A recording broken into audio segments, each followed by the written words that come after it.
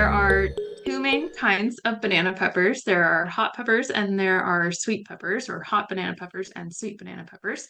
And both of them mature kind of in the same pattern. So they are usually a light yellow color, kind of similar to a banana. And once the peppers have turned that light yellow color and are anywhere from 5 to 10 inches long, you can harvest those.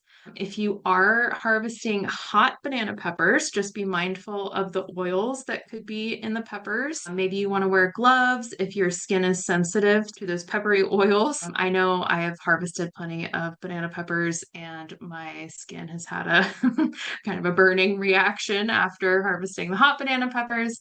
But pepper plants in general are fairly fragile, and so you want to keep one hand on the plant and then you want to use your other hand to pull the peppers gently from the plant. You could also use a pair of snips or harvest shears that might make it a little easier and help keep your pepper plants nice and happy and not lose any limbs.